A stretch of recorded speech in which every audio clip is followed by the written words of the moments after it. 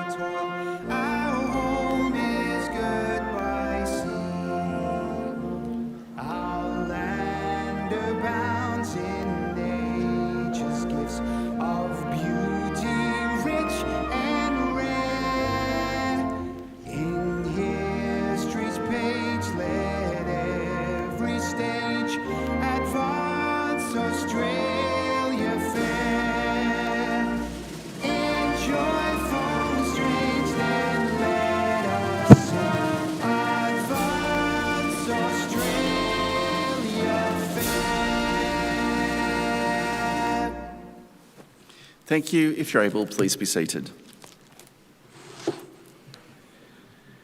The Australian War Memorial was the vision of Charles Bean, Australia's First World War official historian. Bean landed with the Australian troops on Gallipoli and stayed with them at the front through to the end of the war. The idea of this national memorial and museum came to him at Pozières, France, in the depths of the bloody fighting of 1916. Bean's idea was that this would be a place where families and friends could mourn their loved ones buried in faraway places. It would also be a place that could help all Australians understand what these men and women had endured and what they had done for us. Bean's vision, to which we remain true, is best expressed as inscribed in the entrance to the memorial's galleries. Here is their spirit in the heart of the land they loved, and here we guard the record which they themselves made. Tonight, we'll read the story behind just one of those on the Roll of Honour, which lists the names of more than 103,000 men and women who have given their lives for us in war and on operations for more than a century. But first, we present a lament, Flowers of the Forest. Wreaths or floral tributes will now be laid at the base of the Pool of Reflection.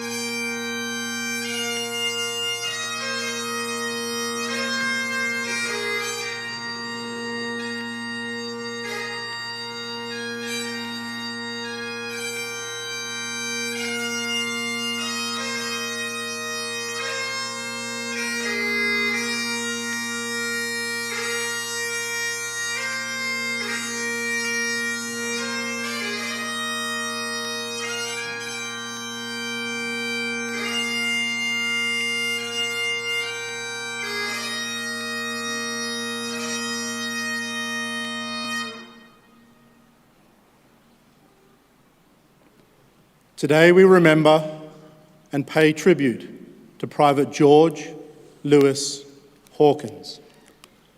George Hawkins was born on the 18th of November 1908 in the Melbourne suburb of Brunswick, the son of George and Mary Hawkins.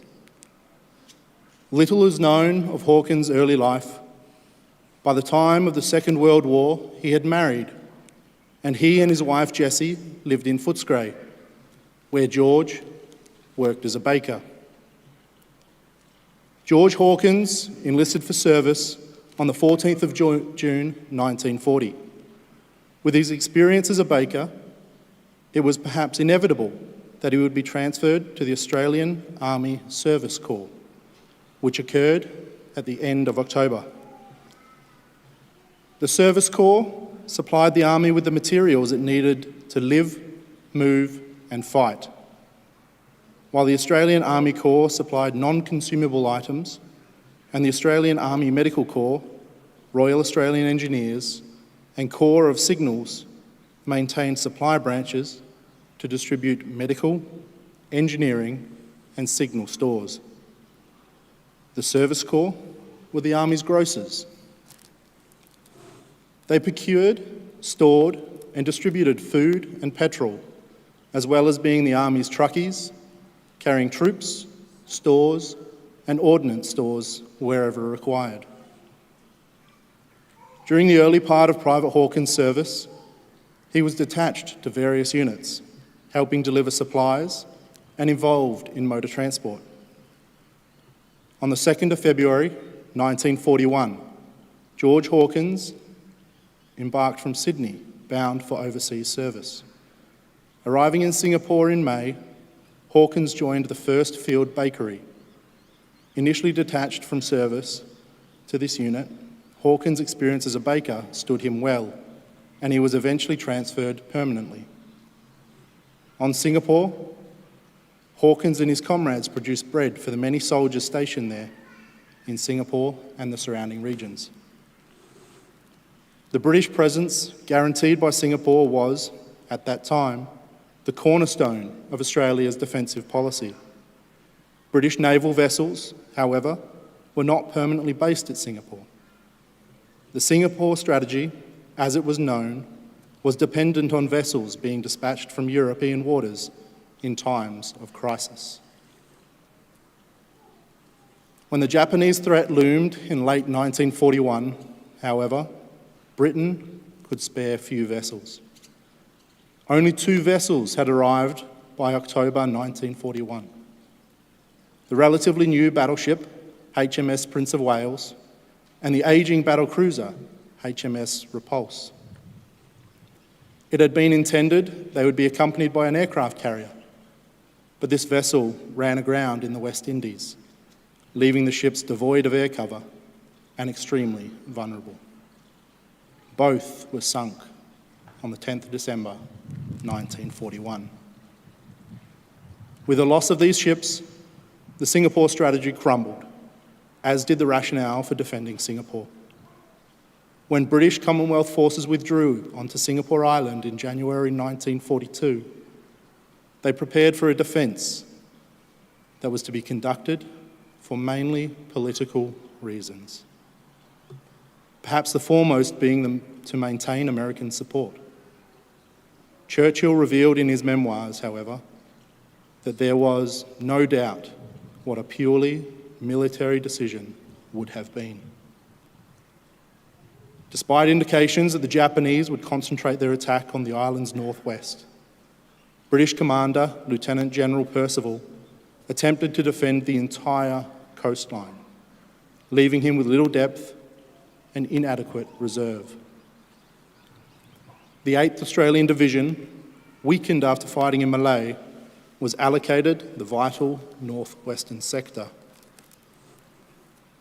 When the Japanese attacked on the night of the 8th of February 1942, it was too weak and dispersed to hold them back, and instead began a disorganised retreat towards the centre of the island. In the following days, a virtual command breakdown led to the British Commonwealth forces being pushed back into a steadily decreasing perimeter around Singapore City. Over 1 million civilians remained in the city.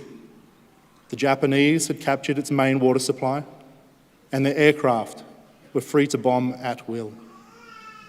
At 8:30 p.m. on the 15th of February 1942, over 130,000 troops, including 15,000 Australians, were surrendered to the Japanese. Over 1,700 Australians had been killed since mid-January.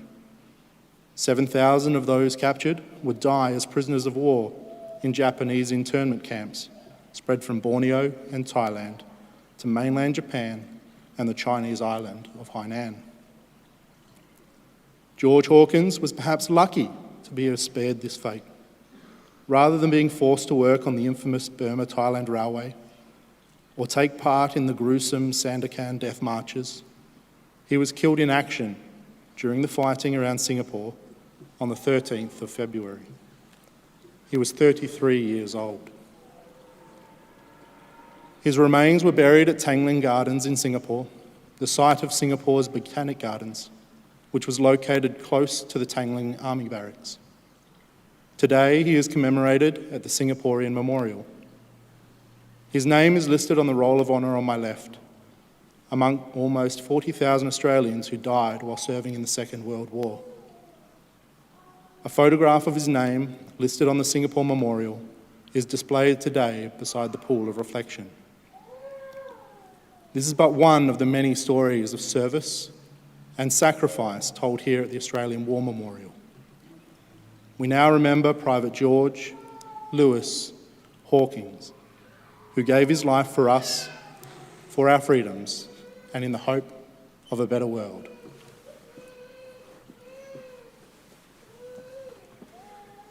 Please stand for the reading of the Ode and the sounding of the last post.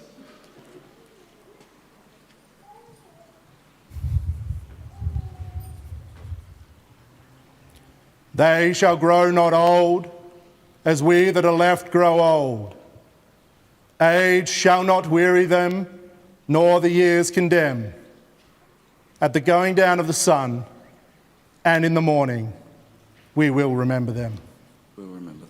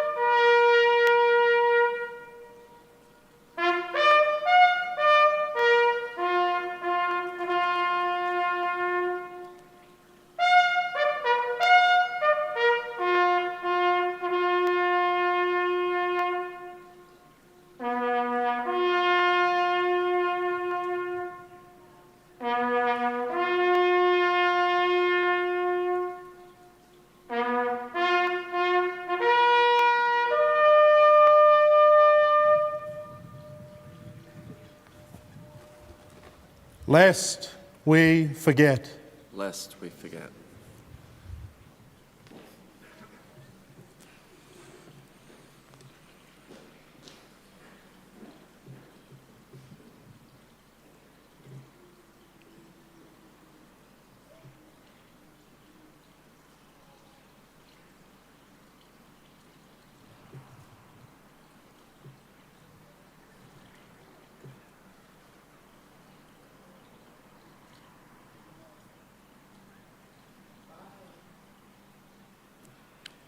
We leave you this evening with the words of the memorial's founder, Charles Bean. Many a man lying out there at Poziere or in the low scrub of Gallipoli with his poor, tired senses barely working through the fever of his brain, has thought in his last moments, well, it's over. But in Australia, they will be proud of this. Ladies and gentlemen, girls and boys, that concludes the last post ceremony. On behalf of the Director and staff, thank you for visiting the Australian War Memorial today and for your continued support of the Memorials Development Project. And we wish you all a very pleasant evening. Thank you.